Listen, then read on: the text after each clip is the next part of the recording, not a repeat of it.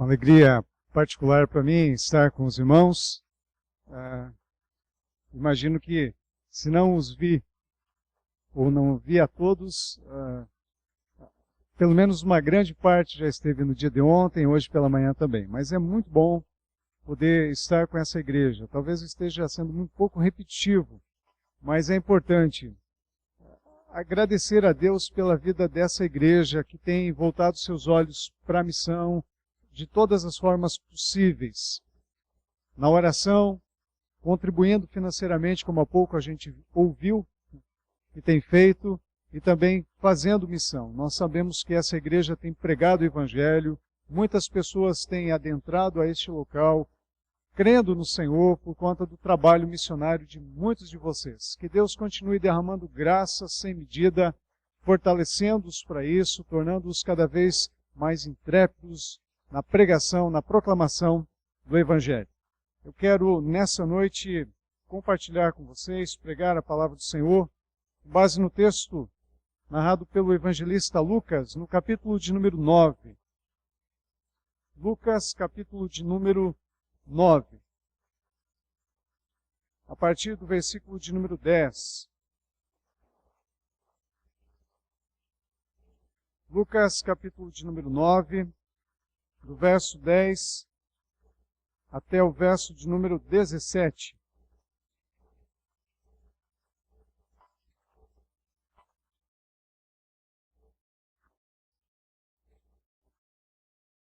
Na mensagem dessa noite, eu proponho que nós consideremos um pouco aquilo que Jesus fez na sua missão enquanto esteve aqui, a missão de proclamar as boas novas, e que consideremos também o chamado dele, a inclusão de discípulos, de pessoas, não só dos apóstolos lá no passado, mas o chamado dele continua ainda ativo, chamando hoje outras pessoas para serem participantes da sua obra. E eu penso que cada um de nós são pessoas chamadas, somos pessoas chamadas para sermos participantes dessa imensa obra. Lucas, capítulo de número 9, do verso 10 ao 17, nos diz: Ao regressarem, os apóstolos relataram a Jesus tudo o que tinham feito, e levando-os consigo, retirou-se à parte para uma cidade chamada Betsaida. Mas as multidões, ao saberem, seguiram-no. Acolhendo-as, falava-lhes a respeito do reino de Deus e socorria os que tinham necessidade de cura. Mas o dia começava a declinar. Então se aproximaram os 12 e lhe disseram: Despede a multidão para que, indo às aldeias e campos circunvizinhos, se hospedem e achem alimento, pois estamos aqui em lugar deserto. Ele, porém, lhes disse: Dai-lhes vós mesmos de comer. Responderam eles: Não temos mais que 5 pães e 2 peixes, salvo se nós mesmos formos comprar comida para todo este povo. Porque estavam ali cerca de 5.000 homens. Então disse aos seus discípulos: Fazei-os sentar em grupos de 50. Eles atenderam, acomodando-o a todos. E tomando os 5 pães e os 2 peixes, erguendo os olhos para o céu, os abençoou, partiu e deu aos discípulos para que os distribuíssem entre o povo. Todos comeram e se fartaram, e dos pedaços que ainda sobejaram foram recolhidos 12 cestos. O texto se encontra dentro do ministério de Jesus realizado na Galileia.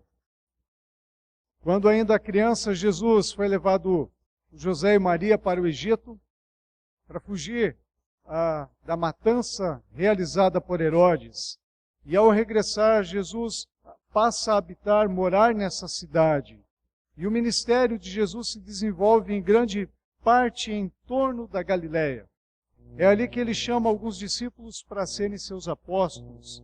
É ali que Pedro, André, Tiago, João e alguns outros também são convocados a andarem com ele, ao ouvirem acerca do reino de Deus, e também são esses que mais tarde serão comissionados para continuarem a expansão desse evangelho, a proclamação desse evangelho por todo mundo. Em torno dessas cidades acontecem alguns grandes milagres. Certa vez Jesus estava à noite já com os discípulos no barquinho, quando de repente começa uma grande tempestade e aqueles discípulos ficam atormentados com aquilo, assustados com aquilo, imaginando até que a vida deles vai ser ceifada naquela ocasião. E eles recorrem a Jesus dizendo: Senhor, salva-nos. Eles se esquecem que quem estava ali junto ao barco era aquele que é Senhor sobre todas as coisas. Mas eles clamam a esse Jesus. Jesus levanta, repreende o mar, repreende a tempestade, fez-se uma grande bonança. Jesus é esse que continua agindo na história, nos surpreendendo com os seus milagres. E essa história que nós lemos, esse milagre que nós ouvimos aqui relatado, é um desses muitos que nos faz pensar acerca do poder do Senhor. Todavia, quando às vezes nós olhamos para os milagres, nós deixamos de olhar o entorno do milagre. Eu queria nessa noite não apenas olhar para o milagre que Jesus realizou, imenso, enorme, mas ver aquilo que está em torno do milagre. Porque o que está em torno do milagre nos é muito importante ser considerado, especialmente nesses dias, porque narra a missão de Jesus e narra também a convocação de Jesus, o envolvimento de pessoas nesse trabalho. O texto nos diz que Jesus partiu com seus discípulos para um lugar à parte para descansarem. E a razão está nos primeiros versículos, porque primeiramente esses discípulos haviam saído para proclamar o Evangelho para alguns lugares, para algumas pessoas, e eles regressaram felizes, mas cansados. Felizes porque as pessoas ouviram do Evangelho, muitos creram nesse Evangelho, algumas pessoas que estavam possessas foram libertas, mas eles estavam fisicamente cansados. Então Jesus diz: é necessário descansar um pouco também. Todavia, as multidões que acompanhavam Jesus, que já estavam ouvindo as suas mensagens, a sua proclamação, uma mensagem que trazia para o coração delas um forte impacto, transformação como nenhuma outra mensagem proclamada pelos religiosos da época. Essa multidão não se contentava com aquilo que já receberam, eles queriam mais. E eles foram atrás de Jesus. O texto nos mostra os discípulos de Jesus olhando para aquela gente toda, uma grande multidão, mais de 5.000 homens, fora mulheres e crianças, algo em torno talvez de 15.000 ou até mais. Muita gente. E nos parece que eles estavam até um pouco preocupados e bem intencionados, porque eles dizem: Jesus, esse povo está seguindo há tanto tempo. Eles estão conosco já há vários dias, estão cansados, estão famintos. Melhor despedi-los, melhor que eles já retornem para suas casas. No fundo, penso eu que esses discípulos também estavam um pouco preocupados, ou talvez mais ainda com eles mesmos, porque eles também estavam cansados. Mas Jesus olha para cada um daqueles que fazia parte desse grupo e diz: dai-lhes vós mesmos de comer. E então ele ordena que separe aquela grande multidão em pequenos grupos. E isso é abençoador, porque são nessas reuniões de pequenos grupos que as pessoas são melhor conhecidas. Os grupos que às vezes a igreja tem, que se reúne durante a semana, são os lugares onde as pessoas conseguem melhor expressar as suas dúvidas, as suas dores. É ali onde muitas vezes as pessoas estão mais próximas e conseguem consolar esses que carecem. Eu creio que por uma razão muito especial Jesus manda dividir em pequenos grupos de 50 pessoas e os discípulos fazem isso. Todavia há um problema de logística aqui. Porque o que eles têm para alimentar essa gente é insuficiente. O que eles têm são apenas 5 pães e 2 peixinhos. E os discípulos dizem, mas Senhor, o que é que nós vamos fazer? Nós não temos o que dar para esse povo. Em número é muito maior, não existe possibilidade alguma.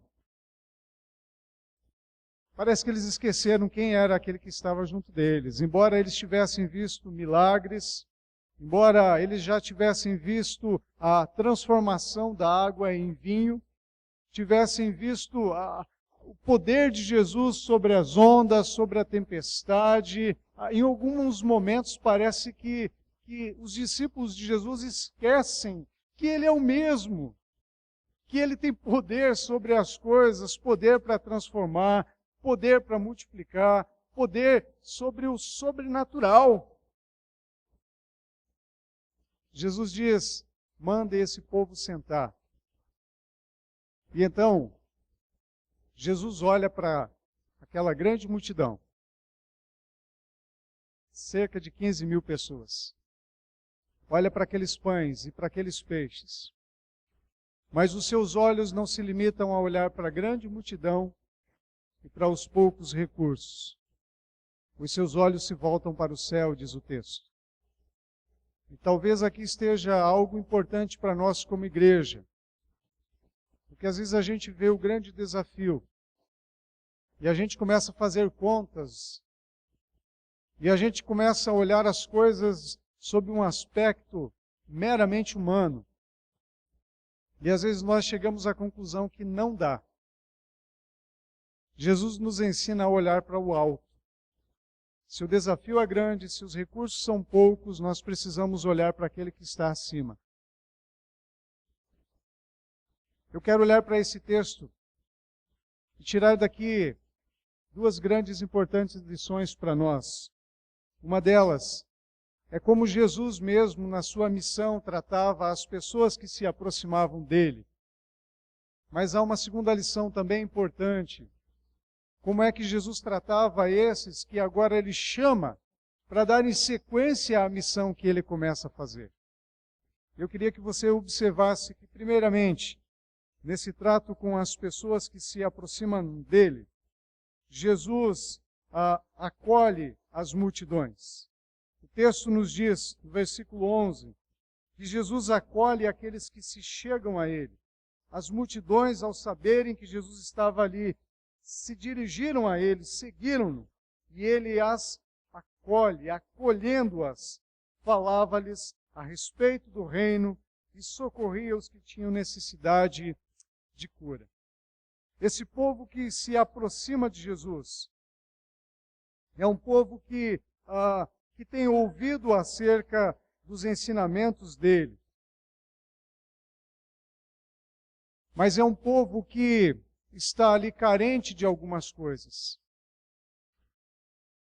Curiosamente, algumas igrejas, algumas pessoas, às vezes, tendem a imaginar que a igreja precisa ter um determinado perfil e tentam moldar Jesus segundo o que aquela igreja é, o que eles acham que tem que ser. Mas o Senhor age de um jeito diferente. Porque aqueles que estavam ali não eram pessoas, ou na sua grande maioria pelo menos, interessada na pessoa dele. Interessada em ouvir com atenção, com profundidade o que ele tinha para dizer. Todavia ele as acolhe.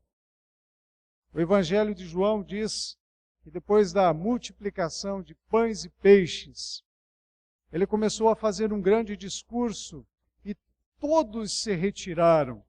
Eu não sei se foi exatamente nesse milagre aqui, porque 2 vezes, em 2 ocasiões, Jesus fez a multiplicação de pães e peixes, mas todos se retiraram. Isso é uma evidência de que as pessoas que estavam ali estavam com interesses variados, mas não por realmente terem compreendido quem Jesus era, por terem compreendido acerca da sua missão. Todavia, Jesus as acolhe. Jesus as recebe. E o texto nos diz que ele passa a proclamar a essas pessoas, passa a anunciar acerca do Evangelho, passa a dizer o que ele veio fazer, ele fala a respeito do reino de Deus. E eu preciso aqui considerar, olhar com vocês algumas coisas importantes, porque lá no passado, quando Deus havia dado a lei, ele estabeleceu princípios, normas que deveriam reger a vida das pessoas, nortear a vida das pessoas. Mas esse povo que no passado recebeu essa lei, o povo de Israel, deixou de andar com Deus como deveria. Em algumas ocasiões eles se tornaram piores até mesmo do que as nações que não conheciam, não temiam Deus. E então aparece, alguns dias antes de Jesus, alguém chamado João, e ele diz assim: o reino de Deus está próximo, arrependei-vos. Em outras palavras, voltem para esse Deus. Voltem a viver com esse Deus segundo o que ele tem estabelecido. E quando Jesus aparece, ele fala a mesma mensagem, dizendo: arrependei-vos.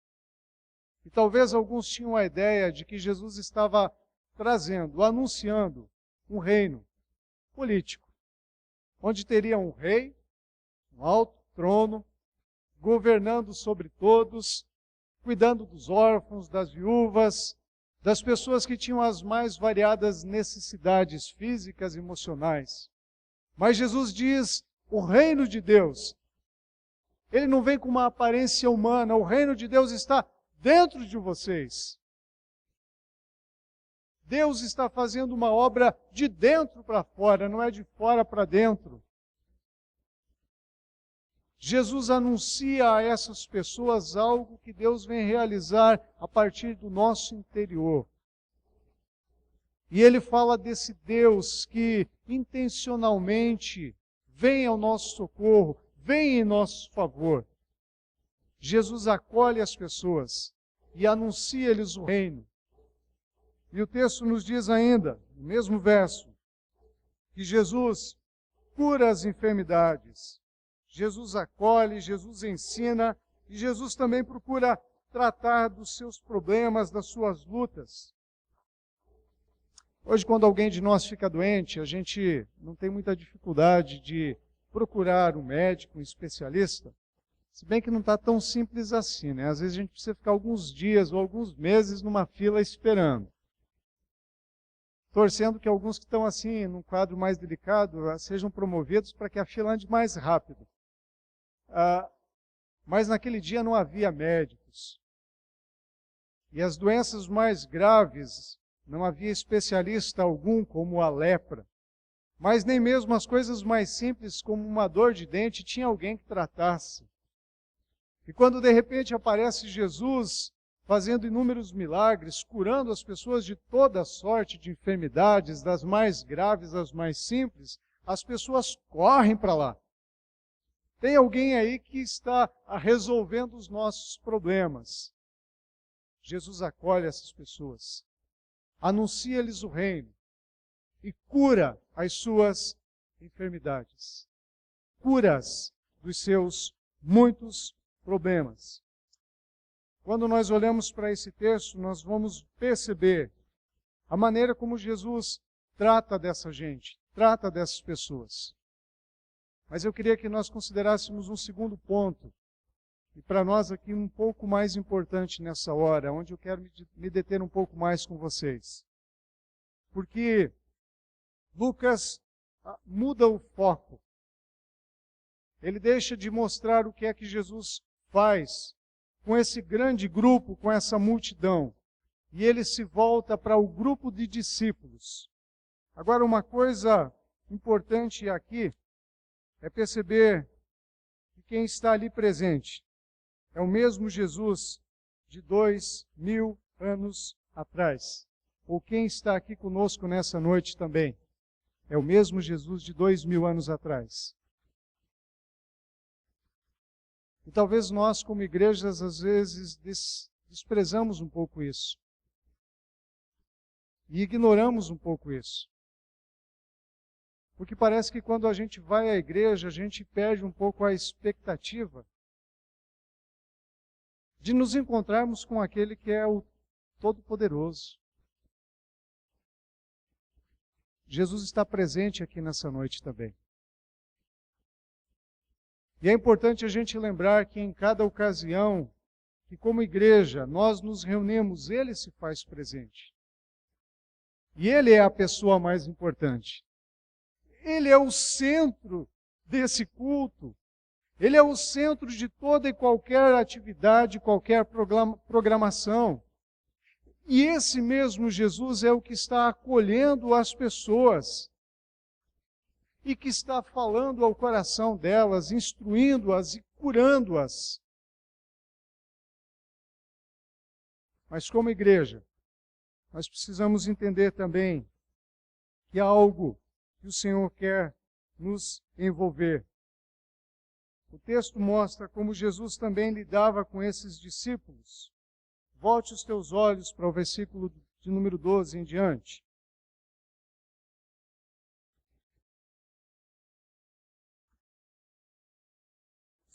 Se com essa grande multidão Jesus acolhe, fala, ensina, cura, trata das suas necessidades, com o grupo daqueles que já criam, Jesus precisa também agir de uma determinada maneira.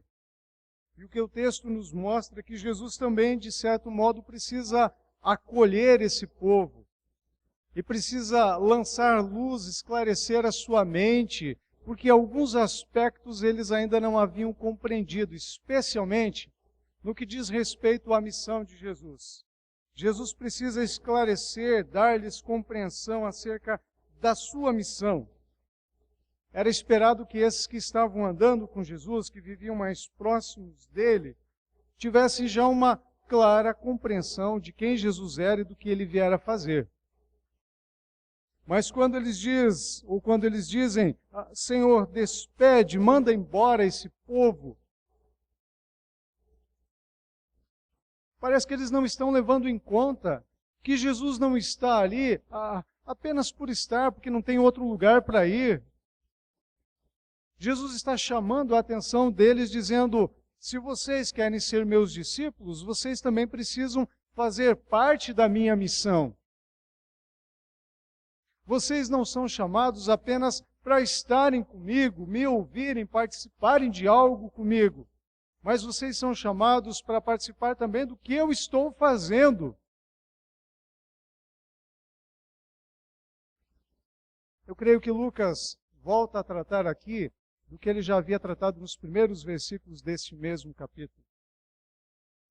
Porque Jesus comissiona as pessoas, eles vão e eles retornam. Mas parece que eles acharam que a missão era temporária. E Jesus diz, não, gente, a missão não parou, vocês foram chamados para fazer algo comigo. E ela prossegue. Ela não tem data limite. O limite é a vida de vocês. Jesus acolhe esses e precisa esclarecer a esses que eles precisam se envolver na missão que Jesus tem. Versículos 13 a 15 nos mostram um grande desafio de Jesus para esses apóstolos, para esses discípulos. Eles são desafiados a servir a multidão. Quando eles veem aquelas pessoas numa situação um pouco complicada, porque não tem sequer o que comer, Jesus diz assim, dai-lhes vós mesmos de comer. E aí eles entram em crise. Na caminhada cristã, quando a gente escuta sobre quem ele é e o que ele fez, a gente se rende a esse Jesus e diz, que coisa extraordinária que ele fez por mim. E nós nos alegramos grandemente com isso. Mas é interessante porque a observação que eu tenho feito é que alguns cristãos, depois de um período de caminhada, parece que perde um pouco o entusiasmo. E aquela alegria que eles tinham lá no princípio, de todos os dias lerem a Bíblia, de orarem, de estarem em todas as atividades da igreja. Os jovens vão até a reunião de SAF no início, né? Mas parece que eles vão perdendo o entusiasmo com o passar do tempo. E talvez, vez ou outra, alguns dizem, eu preciso dar uma melhorada. Talvez eu preciso voltar a ler mais as Escrituras, orar mais. Mas me parece que o Senhor tem algo diferente para nós. Depois que a gente compreende o Evangelho, que a gente crê em Cristo, se torna um discípulo, Ele quer que a gente dê um passo adiante. Que nós nos tornemos cooperadores. Pessoas que passam a servir. E não tem nada melhor para nos reavivar, nos alegrar do que servindo os outros. Se você é um cristão que talvez não tenha o mesmo entusiasmo lá do princípio da sua caminhada de fé, talvez valha a pena você considerar que a maneira de você se tornar um cristão entusiasmado de novo é servir aos outros. Servir as pessoas. E é isso que Jesus está fazendo nessa hora, dizendo aos discípulos, dai-lhes vós mesmos de comer, sirvam. Mas o cenário não é um cenário muito favorável, né? Porque o que eles têm ali é muito pouco. O que eles têm ali é insignificante. E dos versículos 16 a 17, nós vamos ver que esses chamados a servir, eles são surpreendidos com o que Jesus faz, com o milagre dele, com o poder dele. Jesus pergunta, o que é que vocês têm aí? Olha, parece que tem 5 pães e 2 peixes. Tragam aqui. Eles trazem até Jesus. Como de costume, Jesus ora, agradece por aquilo. E ele diz, vão servir as pessoas. E a minha imaginação me leva a pensar nesses discípulos. E tem um deles que é muito famoso pela sua incredulidade, né? Tal de Tomé. Tomé deve ter olhado para aquele rabinho de peixe que Jesus pegou aqueles 2 peixes e partiu em 12. Cabeça de peixe, pegou cada um dos peixinhos e partiu em 6 pedaços. Cabeça para um lado, rabinho para o outro e o restante do corpo em mais 4 partes. Tomé deve ter pego aquilo, olhado para aquilo e falou, Jesus, um rabo de peixe. Para essa multidão toda, está brincando comigo, né? Se eu for falar para eles, come, o que é que eles vão dizer? Vão querer bater em mim.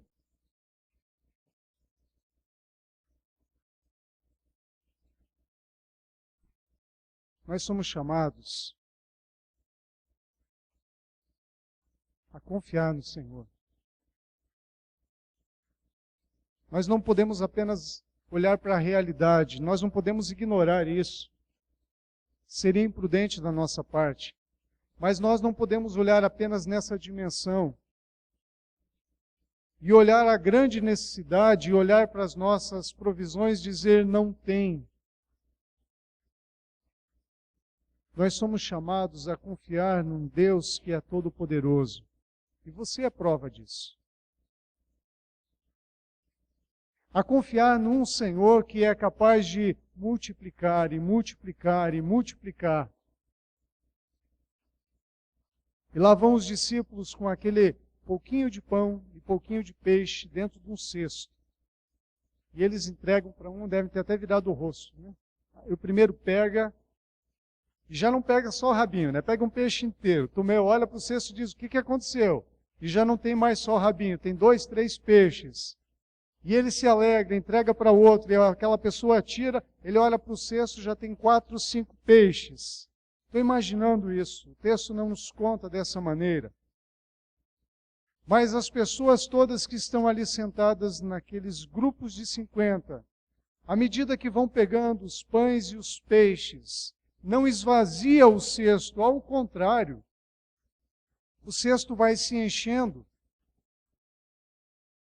Porque o término do texto nos diz que todos comeram, se fartaram, mais ou menos o que a gente fez aqui ao meio-dia hoje, comemos tão bem, né? Alguns tiveram que sair daqui para casa dormir.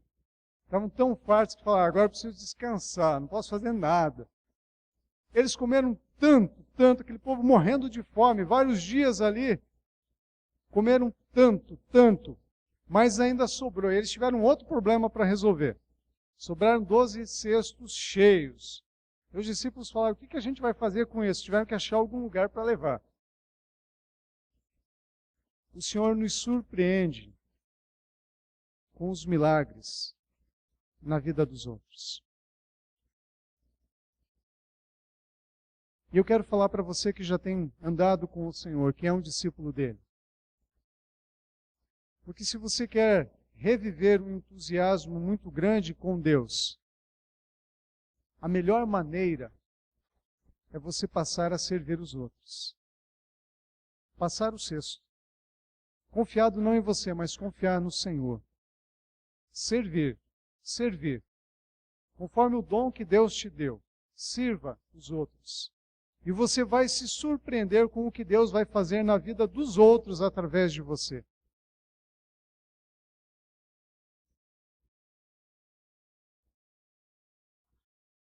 Alguns dias atrás eu estive visitando alguns campos no Rio Grande do Sul, mais precisamente semana passada.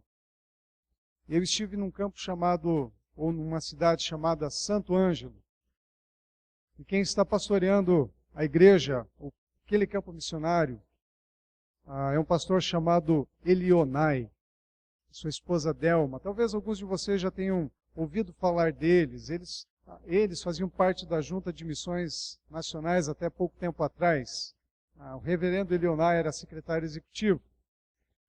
E era interessante conversar com eles e ver o entusiasmo que eles tinham. Muito diferente daquele que eu vi no mês de janeiro, quando eu estive com eles, levando-os até o campo. Eles estavam empolgadíssimos, porque pessoas têm ouvido do Evangelho e têm crido no Evangelho. E, periodicamente nós vamos fazer essas viagens, às vezes para dar um pouco de ânimo para os pastores que estão lá tristes, cansados. Mas é interessante como muitas vezes nós nos surpreendemos, nos maravilhamos com o entusiasmo que eles têm por verem o que Deus está fazendo através da vida deles na vida dos outros. E ele compartilhou algo bastante interessante. No primeiro, segundo mês que eles estavam lá, uma vizinha, não de terreno, mas próxima, estava doente, gravemente doente, era uma senhora já de muita idade. Aí eles falaram, nós vamos fazer uma visita para essa senhora. E alguém falou, não, pastor, essa mulher é espírita. E as pessoas vão lá para receberem passes, curas e tudo aquilo que envolve isso. E ele falou, mas aí é que eu preciso. Porque se essa mulher está gravemente doente, eu preciso falar para ela de um Deus gracioso e misericordioso. Então eles foram fazer uma primeira visita com alguém em comum, um amigo em comum que conhecia aquela senhora e amigo deles também. E foram fazer uma visita mais tranquila e falaram, amanhã a gente pode retornar. E eles falaram, sim. As filhas falaram isso porque a senhora estava acamada. E no dia seguinte eles foram. Então a dona Delma ficou com as filhas na cozinha, conversando com elas. E o pastor entrou lá no quarto e começou a falar com aquela senhora. E ela não falava, ele falando a ela, né? Ela não falava já há vários meses.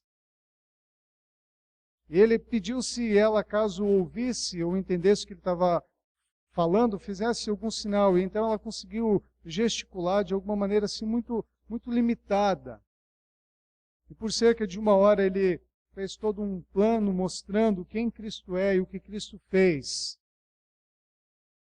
E alguns minutos depois, Dona Delma contava a história para mim, que lá da cozinha ela escutou aquela senhora moribunda, gritando, Senhor, salva Ana. E ela disse o nome da outra filha também. Ela não falava há vários meses. Mas eu tenho para mim que ela compreendeu o Evangelho e ela estava clamando pelo Senhor em favor das filhas. o Senhor nos surpreende com os milagres que Ele realiza na vida de outros. Isso fortalece a nossa fé. Isso gera entusiasmo para a nossa vida. Talvez você esteja precisando um pouco mais de entusiasmo. E eu quero te desafiar a se envolver no serviço. Se você é alguém que só tem participado, só recebido, eu quero te desafiar a ser alguém que toma os cestos e que colabora, que contribui de alguma maneira, ache o seu espaço. Tem espaço para você, tem o seu lugar. Tenha por certo que se você não está ocupando o seu espaço, ele tem ali uma lacuna e algo está sendo deixado de ser realizado. Se envolva. Nós tivemos uma outra experiência muito marcante lá em Chapecó nesses últimos meses. Menininho de apenas 4 anos estava gravemente doente. Ele começou a reclamar de dores no abdômen e os pais levaram ao médico. Pais muito jovens tiveram esse menino na adolescência, com cerca de 16 anos de idade. Pais que nunca viveram juntos, cada um vivia na casa dos seus pais porque eram meninos, mas pais que não eram prestativos em nada. O pai e a mãe do pai dessa criança, os avós dessa criança, os avós paternos dessa criança, são pessoas que conhecem o Evangelho, que creem no Evangelho. Estavam grandemente preocupados com a saúde, com a condição física daquele menino, do Arthur. E aquela criança vai ao médico e os médicos fazem um primeiro exame e dizem, olha, aparentemente ele está com um tumor no abdômen, nós precisamos averiguar o que é isso. Então fazem alguns exames mais precisos e veem que há de fato um tumor e de um volume grande. Então resolvem fazer uma cirurgia. E quando abrem o abdômen daquela criança, eles ficam surpreendidos, porque não havia um, mas 13 tumores. Ele estava com linfoma. E não havia apenas no abdômen, havia também na cabeça, em outras partes do organismo. Metástase. Então aqueles médicos dizem, olha, a gente precisa esperar ele se recuperar dessa cirurgia, e assim que ele já tiver alguma condição, vamos entrar com um processo de quimioterapia. Menino de 4 anos. Isso comoveu muito a nossa igreja e outras igrejas também, e esse povo começou a orar, dizendo que Deus tivesse misericórdia daquela criança, porque tão pequeno, que Deus não fizesse a vontade dele, a nossa vontade era que Deus curasse, ou então não permitisse ele sofrer tanto. E nós começamos a orar. E aquele menino fez a primeira quimioterapia, a primeira sessão de quimioterapia. E o quadro se agravou. A reação da quimioterapia foi muito intensa. Não só perdeu os cabelinhos, mas ele começou a ter muito enjoo, muito vômito, e começou literalmente a definhar. E aquele menino entrou em coma. E os seus órgãos começaram a parar. Os seus rins pararam. E o médico chamou a família e disse, olha, não há o que fazer. A situação, vocês sabem, é extremamente delicada. Mas a igreja foi persistente, dizendo, quem sabe, Senhor, o Senhor queira fazer um milagre na vida dessa criança, para que o Senhor seja conhecido nessa cidade onde o Senhor é desprezado, especialmente pela classe dos médicos, que se acha uma espécie de Deus. Não estou falando que aqui é assim, mas lá é. A grande maioria deles professam não crer em Deus, zombam, desprezam de quem proclama isso. E eu estive visitando esse menino na UTI. Eu não consigo descrever com muita precisão, mas os seus braços estavam muito fininhos, porque ele estava há cerca de 1 mês sem se alimentar. Uma criança de 4 anos, 1 mês sem se alimentar. Por conta da infecção, por conta dos rins paralisados, o seu abdômen estava inchado, volumoso. Talvez lembre um pouco aquelas crianças da Etiópia, de um tempo atrás, pelo menos. Um abdômen enorme, os braços, as pernas fininhas, e ele ali em coma.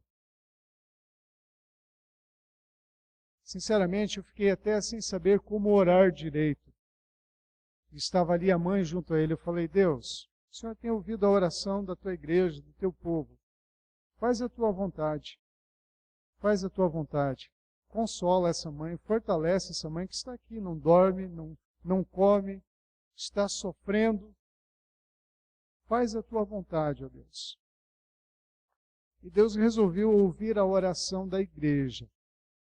Eu não estou falando de uma pessoa, mas de todo um clamor. 2 dias depois, aquele menino começou a reagir. 3 dias depois, ele começou a se movimentar. 4 ou 5 dias depois, aquele menino começou a se alimentar.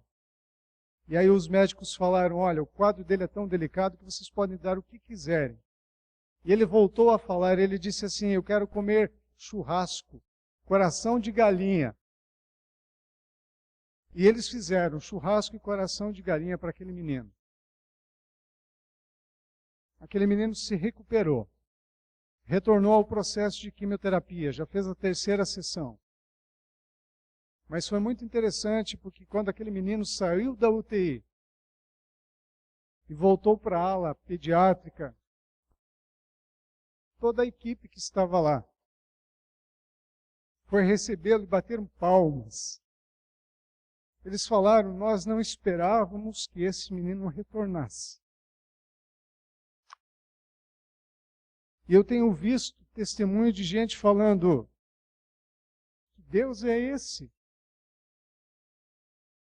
É interessante porque quando a gente confia em Deus, nós somos surpreendidos com o poder dele, com o milagre dele na vida dos outros. Talvez a gente tenha visto muito pouco, porque nós não temos nos envolvido. A gente olha para histórias como essas e diz, que poder! Eu quero te desafiar a se envolver, porque você vai ver coisas grandiosas acontecendo na vida de pessoas. Talvez não na sua, mas de outros. Na conversão de gente moribunda, ainda que depois parta para a glória.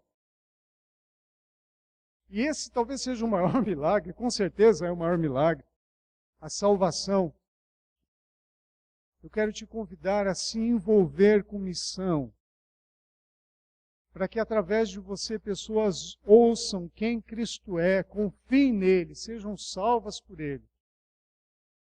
E se ele também resolver fazer um milagre na vida de alguém, eu sei que ele vai fazer. Tenha por certo que você vai se surpreender com isso. Jesus acolhe as multidões. Jesus proclama o evangelho do reino. Jesus cura as suas doenças, as suas enfermidades. Mas esse grupo de discípulos, Jesus chama-os para se envolverem, servindo aos outros. Jesus surpreende essas pessoas com o seu poder, com o seu milagre. Eu não sei em qual grupo você se enquadra. Talvez esse grupo que está atrás do que Jesus tem para oferecer. E eu quero dizer para você que ele te acolhe.